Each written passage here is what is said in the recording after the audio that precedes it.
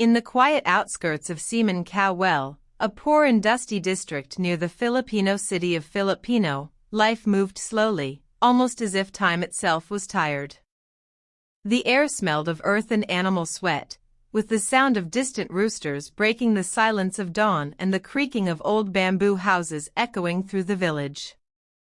In one of those houses lived a man named Manila Dela Cruz, a poor farmer known for his kind nature and simple heart. His hands were rough from years of working in the fields, his skin darkened by the sun, and his back bent slightly from carrying more burdens than his small frame should have endured. Yet, despite his poverty, there was always a spark of warmth in his eyes, the kind that made strangers trust him and neighbors depend on him. Manila lived alone, surviving off a small patch of land and a few animals, including a thin brown cow that drank from the old stone well that everyone in the village called the Cow Well. It was not just a water source, it was the heart of their community, where people gossiped, prayed for rain, and shared what little they had. One late evening, while Manila was repairing a broken wooden fence near the well, a man appeared out of the shadows of the dirt road. His clothes were dusty, his hair unkempt, and his eyes sharp like a knife but tired like someone who had walked too far. "Good evening, sir," the stranger said, his voice calm but hollow. Manila looked up, surprised but not afraid. Strangers rarely came through Cemon Cow Well. There was little reason to visit a place forgotten by the world. Still, his natural kindness overcame his suspicion. "Good evening, friend. You look tired. Where are you coming from?" he asked, wiping his hands on his faded shirt. The man smiled faintly, though it didn't reach his eyes. "From the next town. I've been walking all day. Just need some water." Manila nodded, motioning toward the stone well. "Go ahead. The water's clean. My cow drinks from there every morning. You can rest a bit, too, if you like." The stranger thanked him and leaned over the well, cupping cold water into his mouth.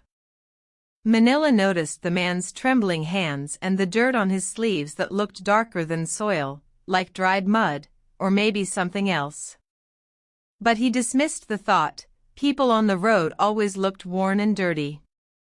Feeling pity, he offered the man some leftover rice and fish from his dinner. The man accepted without hesitation, eating quickly and silently, only glancing up once or twice with an unreadable look. As the sky turned deep blue, Manila offered him a mat inside his small hut. "It's not much, but it's better than sleeping in the dirt," he said. The stranger nodded, mumbling his thanks. When Manila lay down that night, listening to the sound of crickets and the distant groaning of his cow, he felt a strange unease. He couldn't explain it, but the stranger's silence lingered in his mind like a cold wind blowing through an open window. He prayed softly before sleep, asking God to watch over his home, not knowing that under his roof, he had unknowingly welcomed a killer. The next morning, sunlight spilled through the cracks of Manila's small bamboo hut, painting thin golden lines across the dusty floor. The air was thick with the smell of damp soil and the faint scent of wood smoke from nearby homes. Manila woke slowly, stretching his sore back and rubbing his tired eyes. The stranger was gone. The mat where he had slept was neatly rolled up, and a cup of water still sat beside it, untouched. Manila thought nothing of it at first. Maybe the man had simply left early to continue his journey. He stepped outside, the ground cool beneath his bare feet, and saw his cow drinking lazily from the old stone well.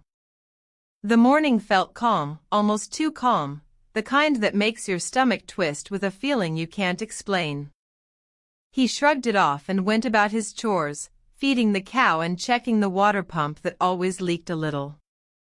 By mid-morning, the quiet was broken by the roar of motorcycle engines and shouting voices. A group of policemen in dusty uniforms rode into Cemon Cow Well, scattering chickens and startling the children who ran to hide behind their mothers. Manila froze when one of the officers called out, "Has anyone seen this man?" He held up a printed photo with grainy but unmistakable. The face in the picture was the same man who had eaten at Manila's table the night before. His heart thudded painfully in his chest. That's him," he stammered, pointing toward the road. "He was here last night. I gave him food." The officer's expression hardened. "You helped a killer," he said sharply. "He escaped after stabbing 2 people in the next town." The words hit Manila like a hammer. His legs weakened, and he stumbled back against the wall of his hut. "No. I didn't know," he whispered, his voice trembling. The villagers gathered, murmuring among themselves, their eyes darting between Manila and the policeman. He could feel their judgment like heat on his skin. The same people who had once smiled at him now stared with fear and suspicion. The officers searched the area, questioning everyone, but the killer was long gone, vanishing into the jungle beyond the fields. Manila sat by the well, staring at the water's surface. His reflection looked strange, older, smaller, ashamed. The cow beside him nudged his arm softly, but he didn't move. His heart felt heavy with guilt, though he knew he had only done what any good man would do. Yet the thought wouldn't leave his mind, he had given kindness to a monster. The sound of the police fading into the distance left only silence, a silence heavier than any noise he had ever known days past, but the memory of that night clung to Manila like a shadow he could not shake. Every time he approached the old stone well, he felt the weight of the stranger's presence, as if the air itself remembered the crime. The villagers avoided his gaze, whispering in corners and casting furtive glances whenever he walked by. Manila Dela Cruz, once known for his generosity and quiet strength, now carried a label he never asked for, the man who unknowingly helped a killer. Each night, he sat beside his thin brown cow, the animal's soft lowing the only comfort in a world that suddenly seemed colder, and wondered how his simple act of kindness had led to such horror. Manila replayed the encounter over and over in his mind, analyzing every detail. The way the stranger's eyes had glinted in the lamplight, the way he had eaten silently, the trembling in his hands, small signs he had ignored in his eagerness to help. His thoughts twisted into guilt and fear, though he knew logically he had no control over the man's actions. Yet, logic did little to soothe the ache in his chest.